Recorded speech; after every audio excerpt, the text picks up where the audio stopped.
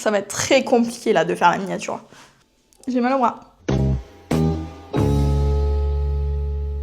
Hello hello, je suis trop contente parce qu'aujourd'hui je vous parle de la chose que j'aime le plus au monde, c'est-à-dire mes livres.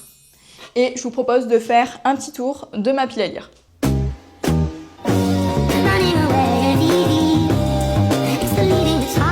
J'aime lire depuis que je suis en âge de lire. Littéralement, je n'ai jamais quitté ma passion pour les livres. Je n'avais qu'une hâte toutes les semaines quand j'étais à l'école primaire, c'était le jour où on allait à la bibliothèque pour pouvoir lire un nouveau tome de Max et Lily. Littéralement. Et cette passion ne m'a jamais quittée, elle a parfois été un petit peu moins forte parce que, voilà, à cause des livres qu'on devait lire à l'école, etc., forcément, c'était des livres qui m'intéressaient un petit peu moins. Mais elle a toujours été là, un petit peu en fond, et elle revenait, elle repartait, elle revenait, elle repartait, mais elle a jamais vraiment quitté le navire. Preuve en est. Puisque ça, ce n'est pas ma bibliothèque, mais c'est bien ma pile à lire, les deux étagères. Les livres que j'ai déjà lus sont sur une autre étagère dans l'entrée, et là, c'est vraiment ma pile à lire, il y a trop de livres. Alors, il y a d'autres lecteurs qui vont vous dire que ça, c'est rien, qu'ils ont 200 livres dans leur palle, etc. Mais moi, quand on dépasse les 40 livres, c'est trop. Et surtout, je me suis imposé une règle, ne pas acheter de livres tant que je n'ai pas fini cela, parce que j'ai une Kindle que je n'utilise pas parce que j'ai trop de livres à lire en papier et je trouve ça trop dommage parce que j'adore lire sur ma Kindle. Pendant un temps, j'ai beaucoup lu sur ma Kindle. Mais là, je ne l'ai pas touché depuis des mois. Du coup, à part les livres qu'on m'offre, je ne m'achète pas de livres moi-même. Le goal, c'est de finir cette pile à lire, quoi. On va faire un tour de cette pile à lire, on va faire un inventaire. On va voir dans cette pile à lire quels livres je veux garder et les livres dont je me débarrasse parce que je sais que je vais jamais les lire. Donc, je vais soit les mettre en boîte à livres, soit sur Vinted. Je vous propose de commencer par les brochets puisque c'est là où j'en ai le moins. On va faire une pile. Ou on y va petit à petit. Allez, on y va petit à petit. Ah, ben on y va un par un du coup. Je ne sais pas. On commence avec un livre qui a rejoint ma pile à lire il y a peu, puisque ce sont mes parents qui me l'ont offert à mon anniversaire. Ça dégage parce qu'on n'aime pas. C'est Les Ombres du Monde de Michel Bussy, publié aux éditions Les Presses de la Cité. Est-ce que je vais dire tous les trucs et tout? Non. C'est Les Ombres du Monde de Michel Bussy. À mon avis, c'est un roman qui se passe à l'époque actuelle, parce qu'il y a écrit Noël 2024, mais qui fait référence aux années 90 et qui se passe au Rwanda. Donc c'est un roman un petit peu historique. J'ai très hâte de lire, j'adore ce genre de roman. Et j'adore les romans de Michel Bussy. Ensuite, on a La toute petite reine de Agnès Ledig. Ça, c'est un livre à ma belle-mère qu'elle m'a prêté. Ça parle de Adrien, maître chien, qui est appelé pour un colis suspect en gare de Strasbourg. Et il va tomber sur Capucine qui est venue récupérer sa valise oubliée. Et ils vont se rencontrer quelques jours plus tard dans la salle d'attente d'un couple de psychiatres. Voilà, donc c'est deux personnes qui vont être réunies, qui à mon avis ont des soucis et qui vont tomber amoureux. Je pense. Ensuite, on a deux livres, je les mets ensemble parce que c'est deux livres que j'ai récupérés à Noz il y a très longtemps. On a Les oiseaux de passage de Betsy Carter et Un couple presque parfait de Marianne Keyes. Celui-là, de ce que j'ai compris, on suit deux personnes qui ont immigré à New York à l'aube de la Seconde Guerre mondiale, voilà, et qui vont se rencontrer et qui vont nouer des liens. Et celui-ci, on suit un couple marié qui visiblement ne se connaît pas vraiment, puisque un jour, le marié décide de partir à l'aventure en Asie du Sud-Est pendant 6 mois. Il veut pas quitter sa femme parce qu'il l'aime de tout son cœur et tout, mais il veut juste partir et souffler.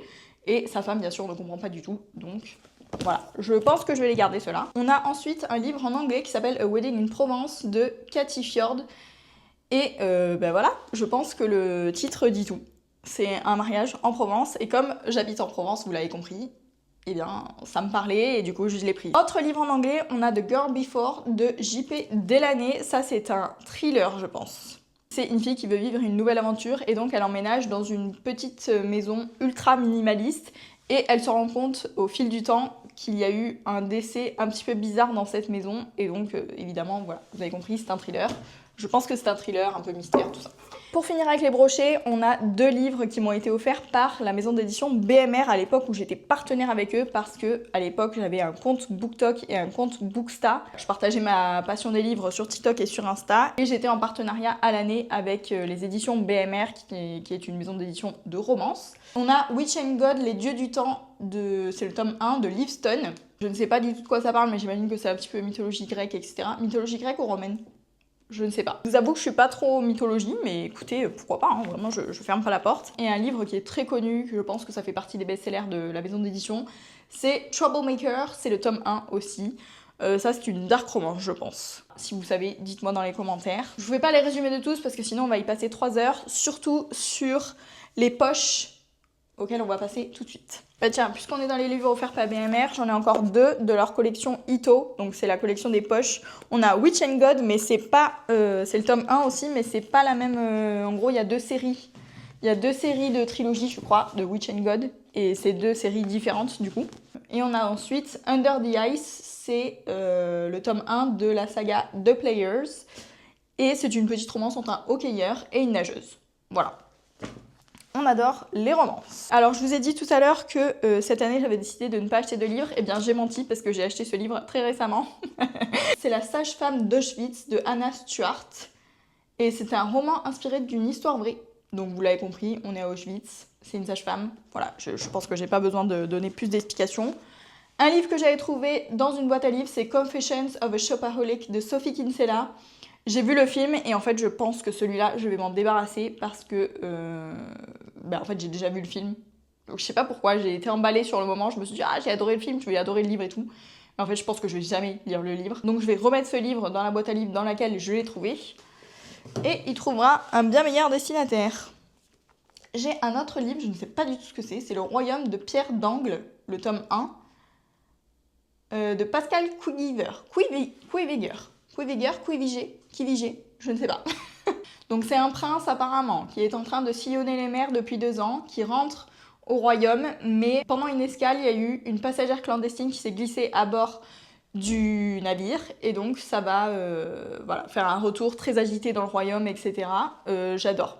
Moi, tout ce qui est royaume, déjà, j'aime. Et alors, tout ce qui est en mer, j'aime encore plus, parce que vraiment, j'ai une attache à la mer et à l'océan que je ne pourrais pas expliquer.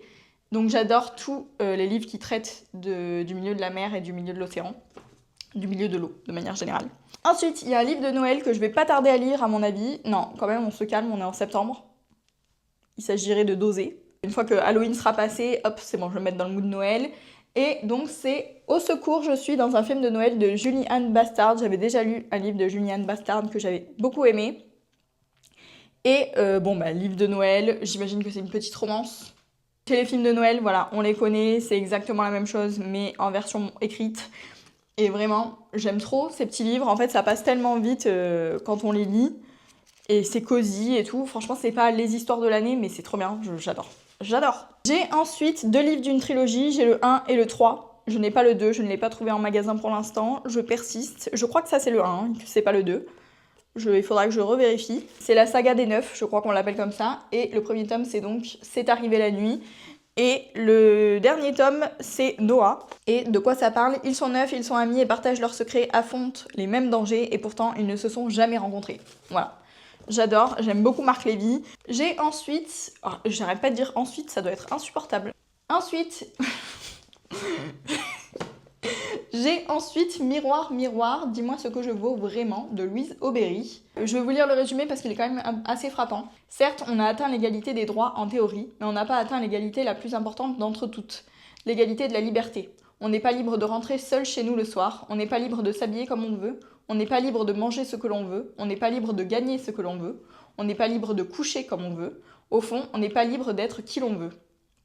Alors, si cette liberté ne nous est pas accordée, il est temps de l'obtenir nous-mêmes. Ce livre est là pour vous aider à y parvenir. Franchement, c'est tout ce que j'aime. On a un nouveau roman de Agnès Ledig qui est Juste avant le bonheur. Ça parle de Julie qui ne croit plus aux contes de fées, qui est un peu sous l'eau. Et un jour particulièrement sombre, le destin lui tend la main. Agnès Ledig, vraiment, j'aime. C'est un peu roman... de la vie de tous les jours et tout, j'aime. On a ensuite Les bras cassés de Marie-Sabine Roger. Ça, c'était un livre que j'avais eu dans vous savez, les pochettes mystères. Je sais pas si vous avez ça dans vos librairies, mais dans certaines librairies, même dans les Cultura et tout, je suis sûre ils le font. C'est des livres qui sont empaquetés en fait comme un cadeau.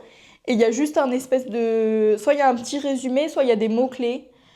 Et du coup, vous prenez et voilà. Et vous découvrez le livre une fois que vous arrivez chez vous et que vous pouvez le déballer. Même après avoir lu la 4e de couverture, je ne sais pas de quoi ça parle. On parle de Fleur et Harmonie, qui ont des prénoms qui sont un peu trompeurs. Harmonie est jeune, nerveuse et sensible, elle est affligée d'un syndrome pénible et se colette résolument avec une vie qui ne lui fait pas de cadeau. Fleur est âgée, obèse, pétrie d'angoisse, de manie. Elle vit seule avec son chien Mylord et son armoire à pharmacie. Elle se méfie de tout le monde, sauf de son thérapeute, le cher docteur Borodine. Écoutez, pourquoi pas. Franchement, ça m'a l'air pas mal là, comme ça. je valide. On a un nouveau livre de Michel Bussy, vous savez, j'adore Michel Bussy. Là, c'est Nouvelle Babel, j'en avais beaucoup entendu parler, je ne sais pas de quoi ça parle. Je crois que c'est toujours un peu historique hein, avec Michel Bussy. On est quoi? On est à Tuamotu, une île privée de l'archipel polynésien. Parmi tous les livres que je présente d'ailleurs, n'hésitez pas à me dire en commentaire ce que vous avez lu, ce que vous avez aimé, ce que vous avez moins aimé. Voilà, dites-moi tout. Faites-moi des romans dans les commentaires, il n'y a pas de souci. Après l'océan de Laurence Perrin, vous remarquez une thématique qui revient, c'est l'océan. Alors quasiment la moitié de mes livres, c'est mon mari qui me les a offerts parce qu'il me connaît très bien. Voilà, donc l'océan, il sait que j'adore, donc voilà. Attendez, est-ce qu'on parle du Titanic là? De toute la famille Alistair montée sur le Titanic avec des rêves plein la tête et une entreprise à développer, ne reste aujourd'hui que Leta, la fille aînée, et Molly, la petite dernière. Deux sœurs sans repère, sans argent. Ah, c'est l'après-Titanic. Incroyable. On a ensuite Chocolat amer de Laura Esquivel, qui est une histoire qui se passe dans le Mexique au début du siècle, en pleine tempête révolutionnaire. Visiblement, c'est un livre qui parle d'un amour interdit au Mexique. Ensuite, on a encore un petit truc avec Tchoup. Ciao. On a le split du popcorn qui voulait exploser de joie de Raphaël Giordano. Celui-là aussi, je l'ai beaucoup vu passer sur les réseaux sociaux. On parle d'une jeune femme, Joy, qui travaille dans une agence avec des grandes marques, etc., qui connecte des talents VIP avec de grandes marques. Sauf que elle trouve qu'elle n'a pas de talent et du coup, elle se met la pression au quotidien. Elle va rencontrer quelqu'un, visiblement, Benjamin, jeune entrepreneur plein de vie et d'optimisme. Donc peut-être une romance encore, je ne sais pas. On a ensuite Aminata de Lawrence Hill, qui suit donc le personnage de Aminata, qui a été enlevée dans son village d'Afrique et vendue comme esclave en Caroline du Sud. J'aime beaucoup. Je suis très passionnée par l'histoire américaine et notamment tout ce qui est esclavagisme, etc. Alors passionnée pas dans un mood chelou, mais dans le sens où j'aime beaucoup me renseigner sur ce genre de sujet, je n'arrive plus à parler. Donc je pense que c'est un livre qui va beaucoup me plaire et qui va beaucoup m'apprendre surtout. On a ensuite un classique de la littérature britannique, je crois. Britannique ou américaine? Herman Melville. Es-tu américain? C'est donc un classique de la littérature américaine, c'est Moby Dick de Herman Melville, que j'avais pris dans une boîte à livres qu'on avait à la fac, qui était pour les étudiants qui étaient en LLCE anglais et en LEA, je crois. Encore et toujours le sujet de l'océan qui revient, et je ne l'ai toujours pas ouvert. Je vais mettre 3 mois à lire le truc parce qu'il y a à peu près 650 pages et c'est écrit en minuscules. C'est pour ça, je pense que je le lis pas en fait, et qu'il reste dans ma pile à lire. C'est parce que je redoute le fait de devoir passer autant de temps sur un livre. 2 livres que j'ai eus en vide-grenier. Il y a d'abord Jamais sans ma fille de Betty Mahmoudi. Plein de gens l'ont lu, plein de gens m'ont dit il faut absolument que tu le lises. Il est vraiment incroyable. Il est palpitant, prenant, tout ce que vous voulez. Ensuite, Betty qui part des États-Unis pour rejoindre son mari à Téhéran, qui lui est d'origine iranienne, et en fait on lui dit qu'elle ne quittera jamais l'Iran et qu'elle y restera jusqu'à sa mort, et elle va tout faire pour pouvoir rentrer aux États-Unis avec sa fille. Juste de vous dire ça, j'en ai les frissons. Il y en a un aussi que j'ai acheté en vide-grenier, c'est Danse avec les loups de Michael Blake. J'ai déjà vu le film, donc je vous avoue qu'en fait je sais pas si je vais le lire. Je pense que je vais le mettre comme avec Confessions of a Shopaholic. Je vais le mettre dans la pile des livres qui vont finir en boîte à livres. Voilà. Allez, bye. On a 2 livres que j'ai eus en brocante et en fait ce sont des livres qui sont plastifiés. Donc des livres qui n'ont jamais été ouverts, que j'ai eu pour pas grand chose. On a d'abord L'autre femme de Marie Kubica qui parle de tromperie, je suppose. Je sais pas. Et on a aussi Tout sauf le grand amour de Kristen Higgins. Et on va suivre Lucie, qui vient d'avoir 30 ans et qui est en recherche de son homme idéal. Voilà, pour partager sa vie. Là, on a un tout petit livre qui est La femme aux mains qui parle de Louise May. Une jeune fille sourde et aveugle vit dans une ferme isolée après la mort de ses parents. Elle ne communique qu'avec des lettres qu'on écrit dans sa main et qu'elle écrit dans celle des autres. Entretenant un rapport intime et sensuel à la nature qui l'entoure, elle développe une relation particulière avec ceux qu'elle appelle antérieurement les chiens du dehors. Sous l'œil de ses voisins, 2 frères aux intentions bien inquiétantes. Écoutez, très intriguant, je ne sais pas ce que vous en pensez. On a un 2e livre de Betty Mahmoudi, je pense que je l'ai eu en boîte à livres celui-là, vu l'état. C'est Sultana. Et alors je vous l'ai dit, moi j'adore apprendre, et ce livre il va m'apprendre des choses, ça c'est sûr, parce que le résumé il dit « Protégée par un pseudonyme, une femme musulmane lève pour la première fois le voile sur les secrets de son pays, l'Arabie Saoudite ». Moi, dès qu'on peut apprendre quelque chose, j'aime. On a presque fini, il nous reste 4 livres, et parmi ces 4 livres, on a L'envol d'Aurélie Vallogne. Donc, relation conflictuelle visiblement entre une mère et sa fille. La relation se distend quand l'école puis l'ascension sociale de la fille viennent heurter les rêves plus modestes de la mère. J'aime beaucoup quand des livres parlent de relations familiales.